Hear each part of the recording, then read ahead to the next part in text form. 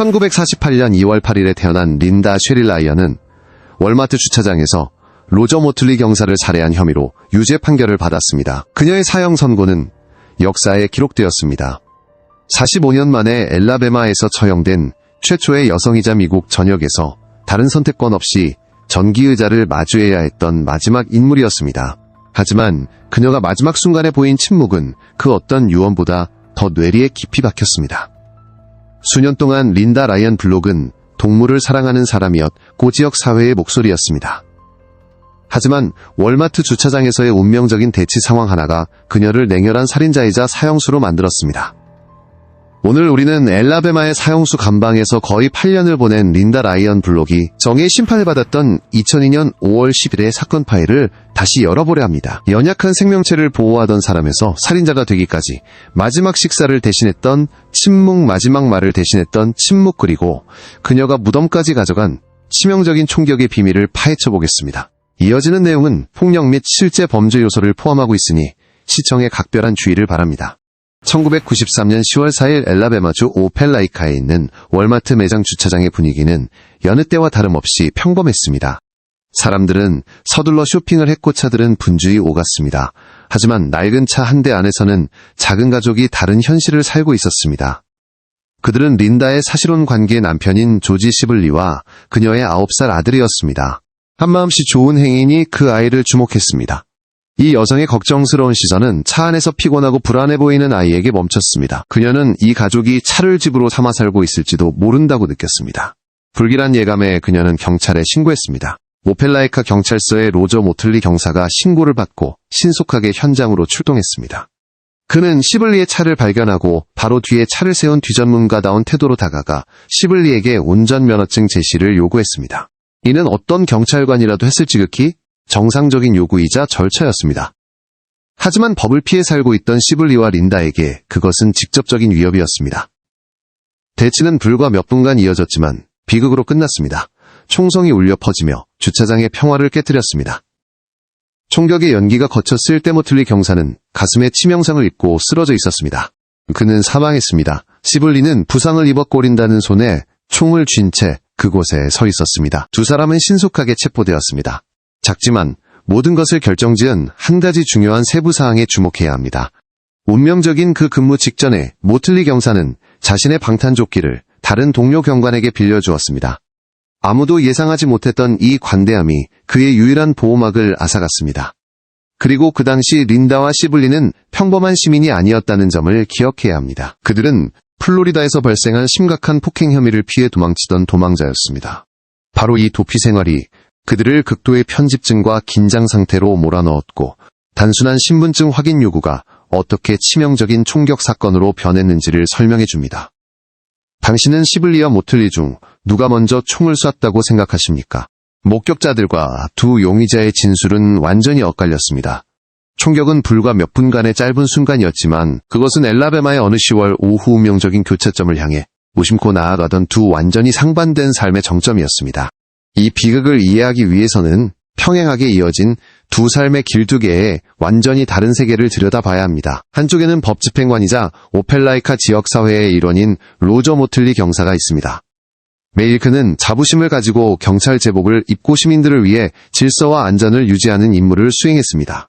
그의 삶은 법, 질서, 책임이라는 기반 위에 세워져 있었습니다. 그는 남편이었고 아버지였으며 이웃이었습니다. 1993년 10월 4일은 그에게 평소와 다름없는 근무일로 시작되었습니다. 늘 하던 신고 접수 익숙한 순찰이었습니다. 그는 자신의 근무가 힘의 균형이 맞지 않는 대치 상황으로 끝나고 그의 헌신이 목숨이라는 대가를 치르게 될 줄은 전혀 몰랐습니다. 모틀리 경사가 정의의 수호자로서의 삶을 살고 있는 동안 불만과 회의로 가득 찬 또 다른 세계에서는 린다 쉐릴 라이언이 극단적인 반정부 이념에 점점 더 깊이 빠져들고 있었습니다. 1948년 2월 8일 플로리다에서 태어난 린다의 삶은 일찍이 비극을 맛보았습니다. 그녀가 겨우 10살 때 아버지가 신부전으로 세상을 떠났습니다. 어머니 베릴린과의 관계는 결코 가깝지 않았으며 린다는 심지어 어머니가 신체적 정신적 학대자였다고 주장했습니다. 이러한 어린 시절의 상처는 아마도 훗날 제도와 권력에 대한 불신이 싹트는 씨앗이 되었을 것입니다. 하지만 린다가 항상 사회의 주변인으로만 살았던 것은 아닙니다. 그녀는 한때 지역사회의 적극적인 구성원이었습니다. 키웨스트에 살 때 그녀는 동물보호협회 휴메인 소사이어티의 서기로 일했고 동물학대 사건 조사관이기도 했습니다. 동물에 대한 그녀의 연민은 그녀의 두 번째 남편인 조지 시블리조차 인정했던 특징이었습니다. 그녀는 또한 2년 동안 도서관 친구들 협회 Friends of the Library 회장을 역임했고 한 시장 선거 캠프의 홍보 책임자이기도 했습니다. 심지어 리베라티스라는 자신만의 정치 잡지를 발행하기도 했습니다. 린다에게는 두 가지 모습이 있었던 것 같습니다. 하나는 지역사회를 위해 활동하고 동물을 사랑하는 모습, 다른 하나는 사회에 대한 분노를 마음속에 품고 있는 모습이었습니다. 모틀리와 린다 두 사람의 삶은 그렇게 서로의 존재를 모른 채 평행하게 흘러갔습니다. 한 사람은 질서를 대변했고 다른 한 사람은 점점 더 그것을 거부했습니다. 그들은 마치 충돌할 교차점을 기다리는 두 개의 직선과 같았고 그 교차점이 바로 월마트 주차장이었습니다. 하지만 린다의 삶에는 잘 알려지지 않은 한 측면이 있었습니다. 플로리다에서 있었던 한 사건이 그녀와 시블리를 막다른 길로 내몰았고 그들을 도망자로 만들었으며 다가올 비극의 토대를 마련했습니다. 엘라베마에서 사형수가 되기 전 린다는 파란만장하고 점점 더 폭력적으로 변해가는 과거를 가지고 있었습니다. 그녀의 첫 번째 결혼은 자신보다 나이가 훨씬 많은 80세의 퇴역군인 칼 블록과의 결혼이었습니다. 이 결혼은 1991년 12월에 이혼으로 끝났습니다. 그러나 칼과의 관계는 거기서 끝나지 않았습니다. 1992년 8월 당시 조지 시블리와 동거 중이던 린다는 폭력적인 방식으로 칼의 삶에 다시 나타났습니다. 두 사람은 노인의 아파트에 침입하여 그를 의자에 강제로 앉히고 입을 막고 위협했습니다. 린다는 80세의 전 남편의 가슴을 칼로 한 차례 찌르고 그를 그곳에 내버려 두었습니다. 다행히 이웃이 발견하여 칼은 목숨을 건졌습니다. 린다와 시블리는 65세 이상 노인에 대한 가중폭행 혐의로 기소되었습니다. 그들은 혐의에 대해 이의를 제기하지 않았지만 선고 일에 법정에 나타나지 않았습니다. 그들은 도망쳤습니다. 이것이 바로 그들을 불만 많은 시민에서 현상수배된 범죄자로 바꾼 마지막 전환점이었습니다.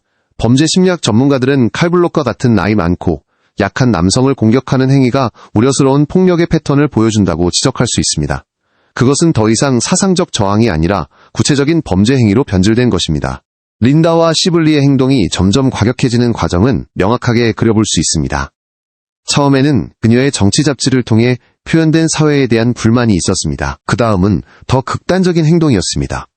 그들은 시민권을 포기하고 출생증명서, 운전면허, 증사회, 보장카드를 직접 파기했습니다. 그들은 자신들이 혐오하는 시스템으로부터 스스로를 분리했습니다. 다음은 전 남편을 겨냥한 의도적인 폭력 공격으로 모든 법적 경계를 넘어선 행위였습니다.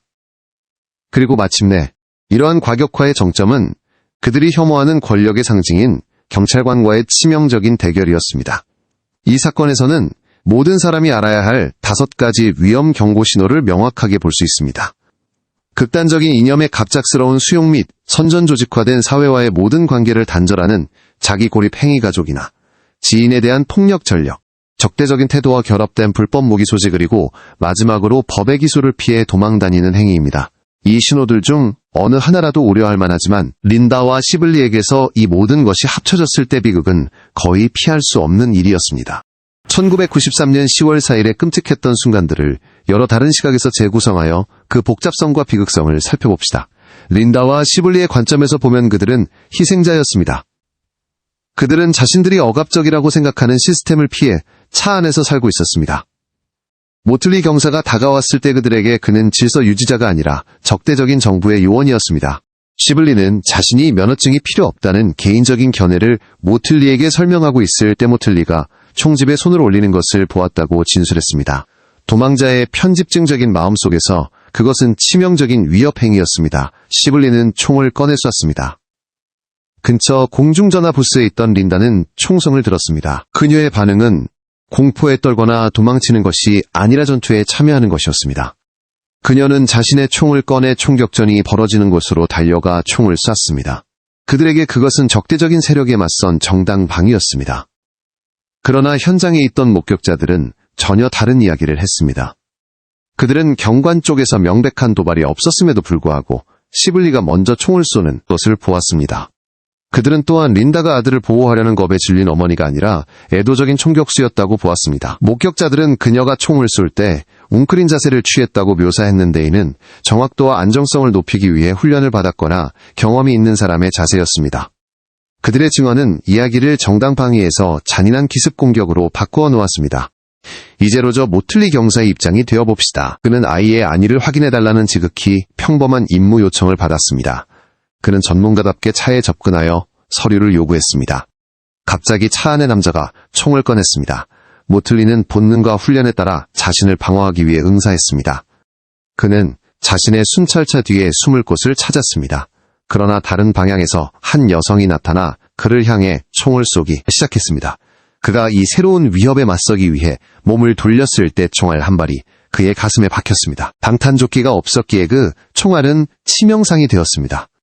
마지막 순간에 그는 아마도 어째서 평범한 확인 절차가 자신의 죽음으로 끝나게 되었는지 이해할 수 없는 당혹감과 고통만을 느꼈을 것입니다.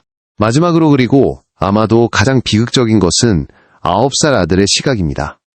아이는 차 안에 앉아 모든 상황을 목격했습니다. 그는 아빠처럼 여기던 남자와 엄마가 경찰관에게 총을 쏘는 것을 보았습니다. 그는 귀청이 터질 듯한 총성을 들었고 피와 혼란을 보았습니다.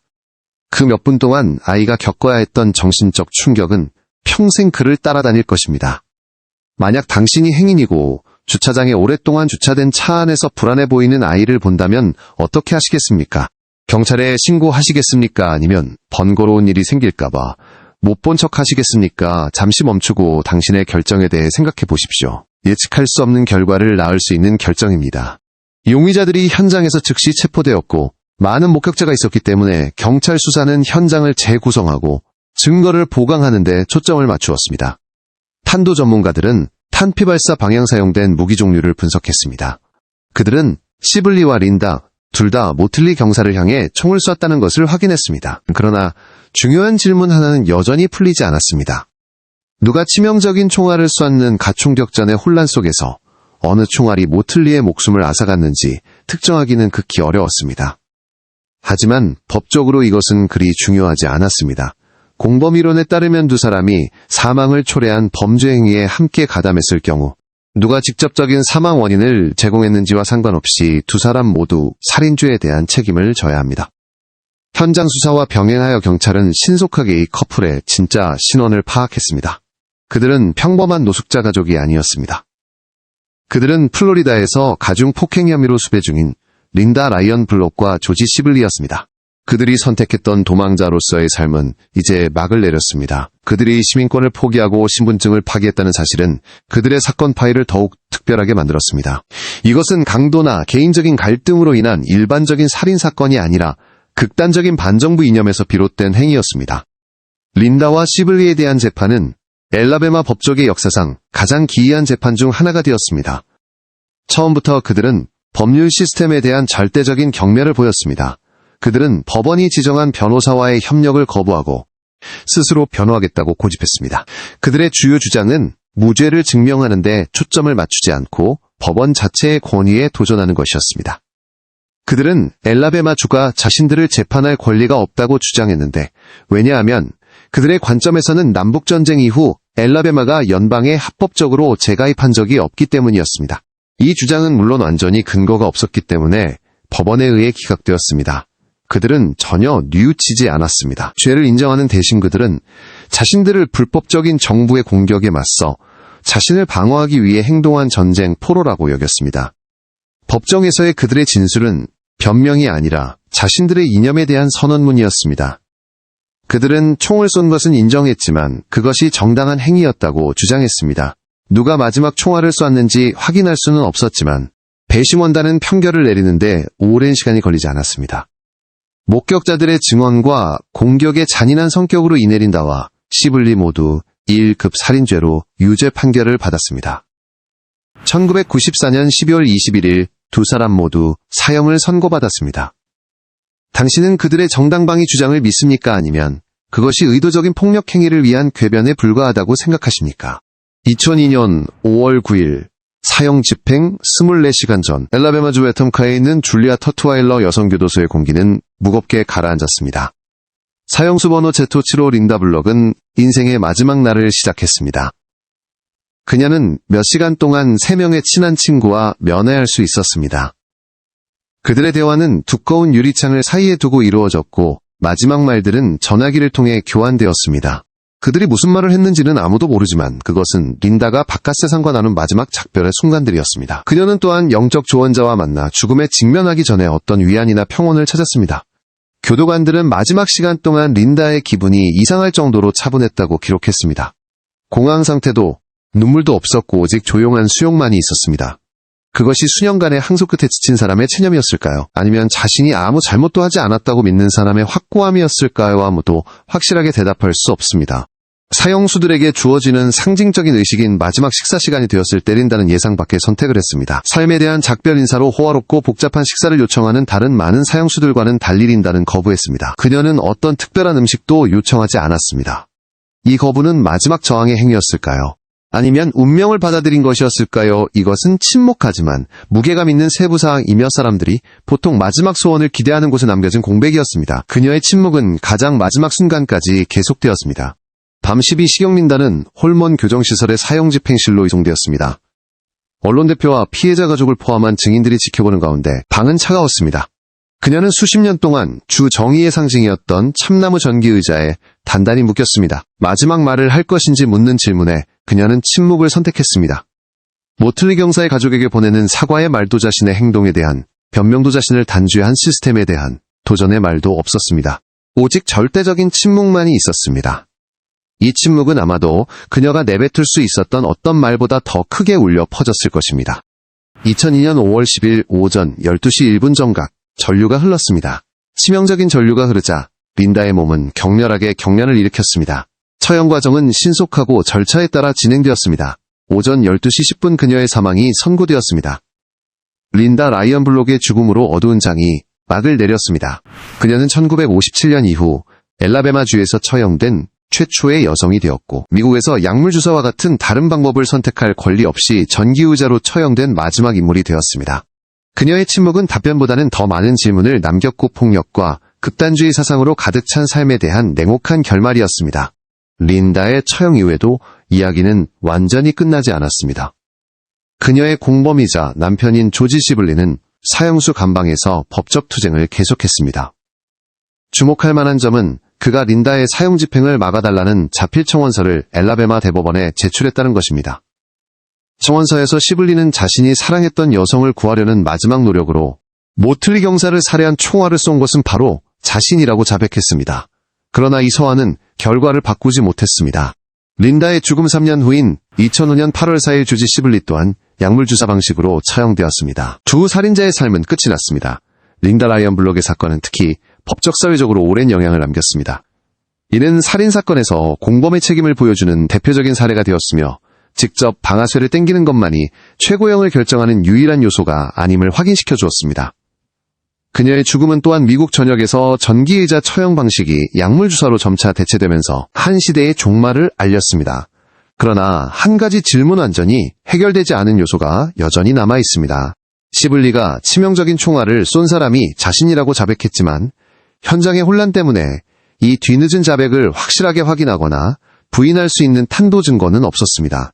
법적으로 이 질문은 더 이상 중요하지 않지만 역사적으로는 여전히 모호한 세부사항으로도 사람 모두 무덤까지 가져간 비밀로 남아 있습니다. 이 사건은 극단주의 이념의 위험성 그리고 편집증과 증오가 어떻게 평범한 시민을 냉혈한 살인자로 바꿀 수 있는지에 대한 깊은 경각심을 일깨워줍니다.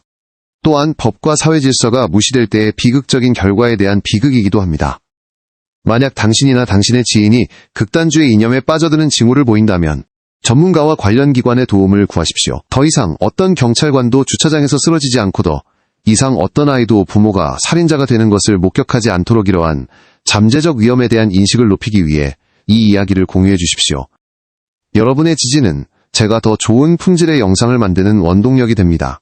채널을 구독하고 아직 해결되지 않은 미스터리를 탐험하는 여정에 저와 함께해 주십시오.